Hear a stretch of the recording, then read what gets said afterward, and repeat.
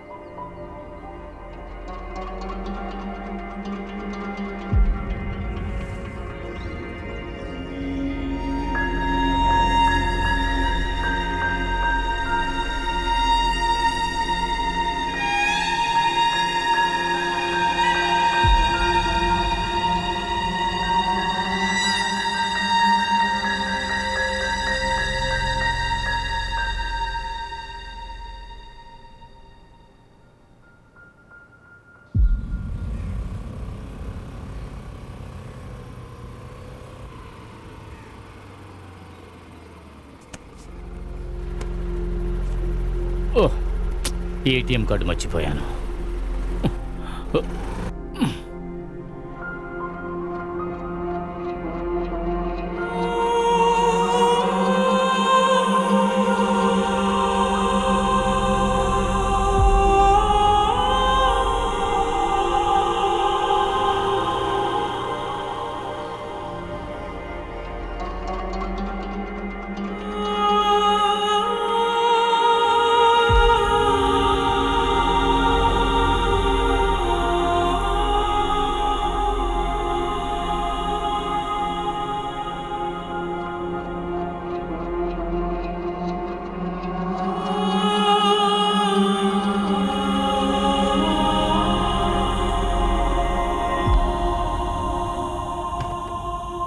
ఆ?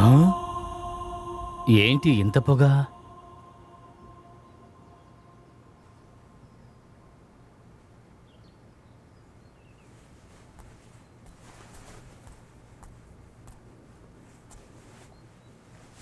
ఏంటమ్మా సడన్గా ఇంత సాంబ్రాణి పొగ వేశావు?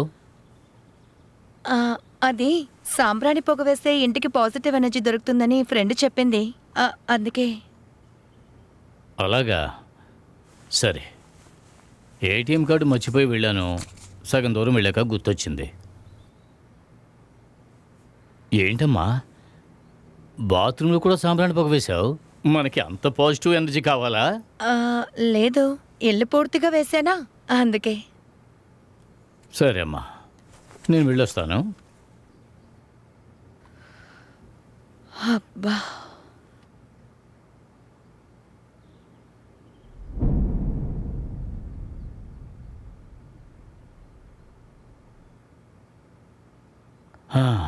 అబ్బా, ఈబీ ఆఫీసులో ఒకటే జనం. 2 గంటలు అయిపోయింది, ఆకలి మొదలు పెట్టేసింది. నువ్వు కూడా భోజనం పెట్టుకుని తినడానికి కూర్చో. ఎదురుగా కూర్చుంటాను. ఏంటి సిగరెట్ వాసన వస్తుంది? ఓ, అందుకే నా సాంబ్రాణి పొగ వేసింది.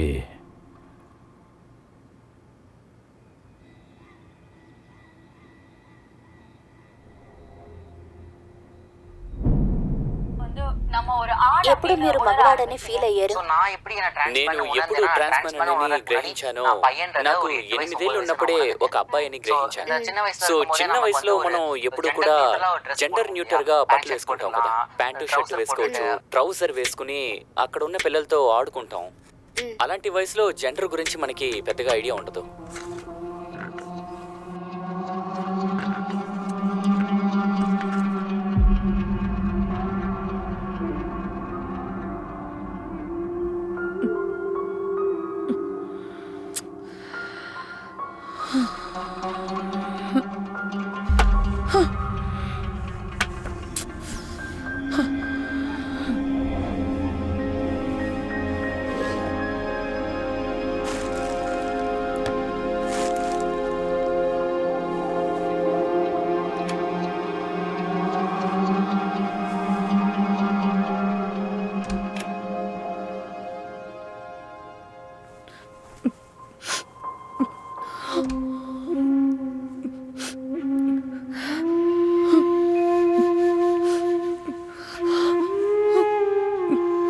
నన్నెందుకమ్మా ఇలా కన్నావు?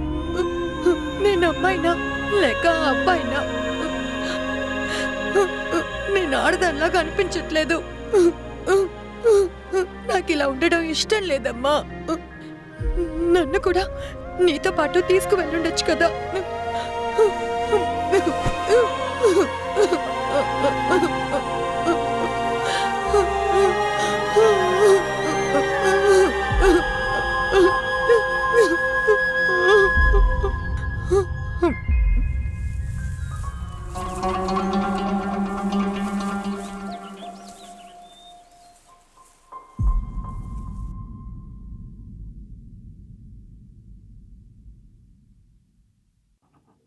అమ్మ గాయత్రి, ఏంటి నాన్న? నీకు ఈ ఏడాది కాలేజీ అయిపోతుంది కదా. బ్రోకర్తో చెప్పాను, ఆ అబ్బాయిలు ఫోటోలు నా చేతికి ఇచ్చాడు. నీకు నచ్చితే చెప్పమ్మా. నాన్న, నేను చెప్పేది కాస్త నిదానంగా వినండి. నేను అమ్మాయిని కాదు. చాలా ఏళ్ళుగానే నేను ఇలాగే ఉన్నాను. మనసులో మగాడిగాను, బయట ఆడదానిలాగా. నేనెవరో నాకే తెలియకుండా 2 జీవితాలు జీవిస్తున్నాను. మీకు ఇది వినడానికి షాకింగ్ గానే ఉంటుంది, కానీ ఈ కన్ఫ్యూషన్తో నేను చనిపోతాను అనుకుంటా. పెళ్లి కొడుకు, నాకు ఇదంతా వద్దు నాన్న. భయంగా ఉంది, ఎందుకంటే నేనే నన్ను అబ్బాయిలాగే చూసుకుంటున్నా. అమ్ముంటే నా సమస్యని అర్థమయ్యేలా చెప్పేదాన్ని. మీకు అర్థం కాదు. నా వల్ల మీకు అవమానం వద్దు నాన్న.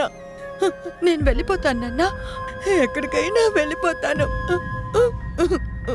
గాయత్రి,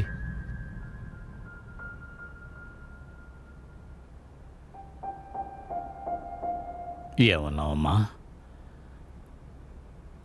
అమ్మకైతే నీ సమస్య అర్థమవుతుందా? మరి ఎన్నేళ్ళు తండ్రికి తండ్రిగా, అమ్మకు అమ్మగా ఎన్నేళ్ళు పెంచిన నాకే నీ సమస్య అర్థం కాదా? నేను నిన్ను చాలా కాలం నుంచి గమనిస్తున్నాను. నీలో ఏదో వ్యత్యాసం ఉందని అర్థమవుతోంది, కానీ అది నిన్ను ఎలా అడగాలో అర్థం కాక నాలో నేనే మదన పడుతూ ఉన్నాను. పోతాను అంటున్నావు, ఎక్కడికి పోతావు? నిన్ను కని ఇంతకాలం కష్టపడి పెంచింది నిన్ను రోడ్లో అనాథగా వదిలేయటానికా? నువ్వు ఈ తండ్రిని అర్థం చేసుకున్నది ఇంతేనా? అమ్మా, నువ్వు అమ్మాయిగా ఉండు లేదా అబ్బాయిగా ఉండు, ఎలాగైనా ఉండరా, కానీ నాన్నతోనే ఉండమ్మా.